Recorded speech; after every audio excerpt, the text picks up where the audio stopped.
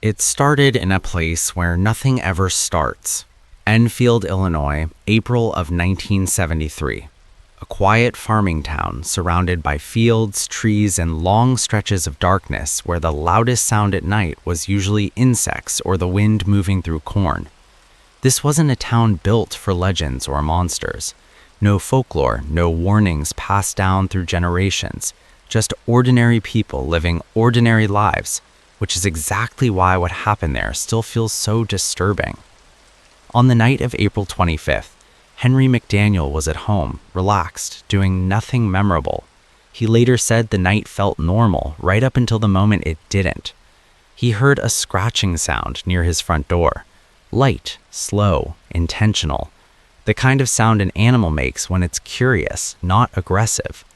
McDaniel assumed it was a stray dog or maybe a raccoon. Something explainable, something harmless.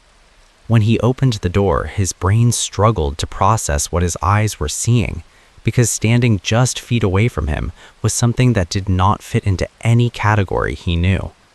The creature was roughly 4 feet tall, with grayish skin that looked smooth, almost hairless. Its arms were short and thin, hanging awkwardly at its sides. Its eyes were large, pink, and reflective, catching the porch light in a way that made them seem unnatural, almost glowing.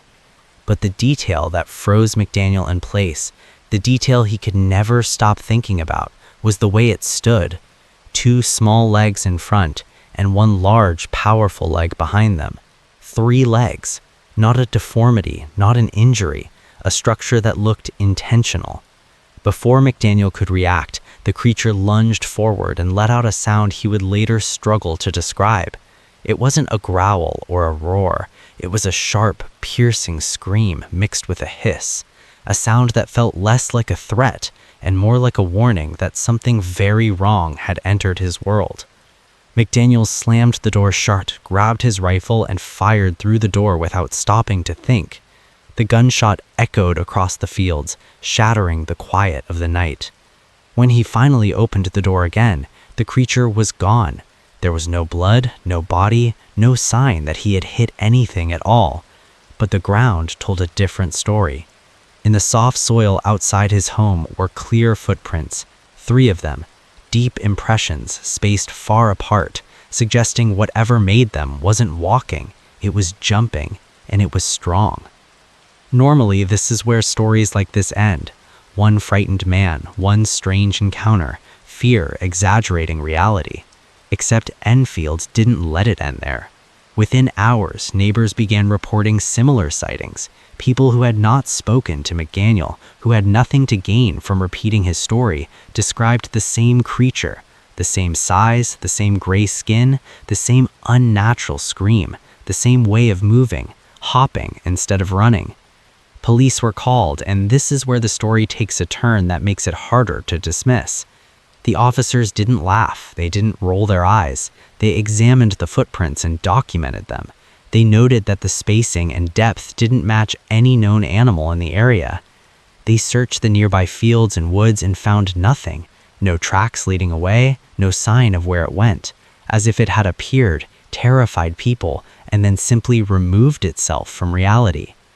Over the next few days, sightings continued. A teenage boy claimed he saw the creature near a railroad track, crouched low as if hiding. When it noticed him, it screamed and vanished into the darkness with massive, effortless leaps. Other residents reported hearing the same shrill cry late at night, echoing across fields with no visible source. Some said their animals refused to go outside after dark. Dogs whimpered, livestock grew restless.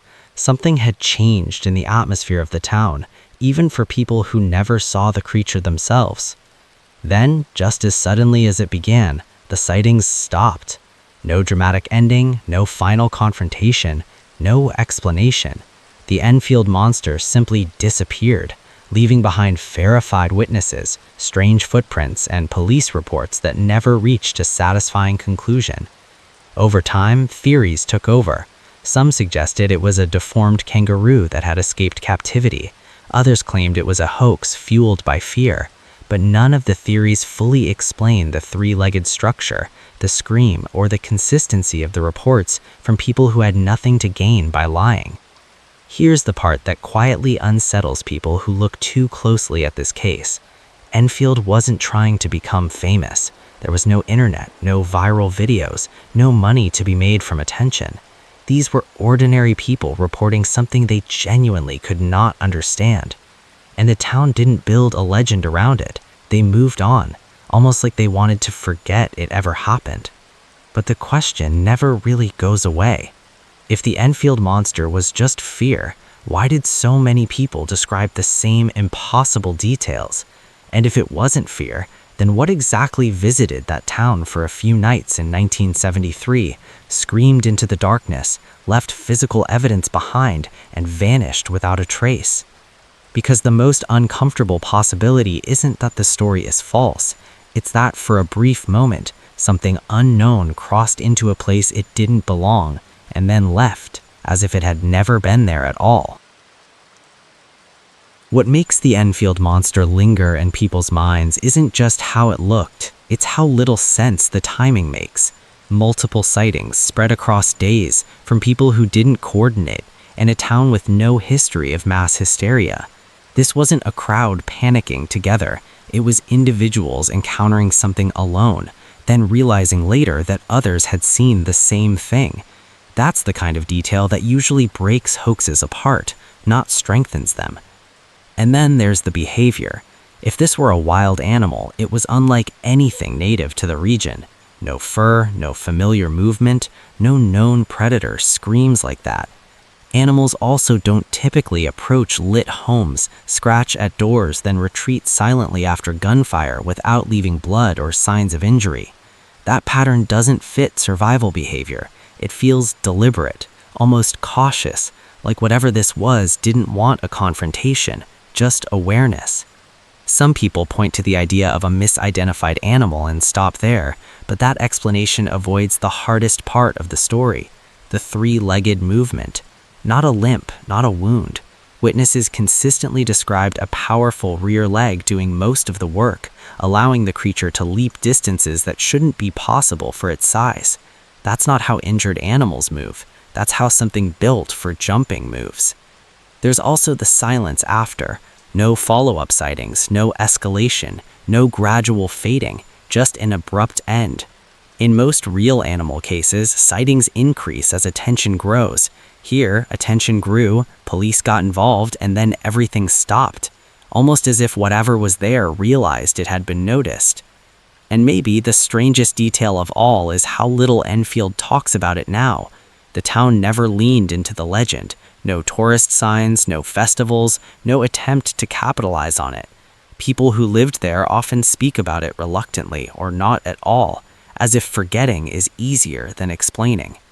So the question isn't just what the Enfield Monster was. The deeper question is whether it was something passing through, something briefly intersecting with human space, or something that still exists and simply learned to stay hidden.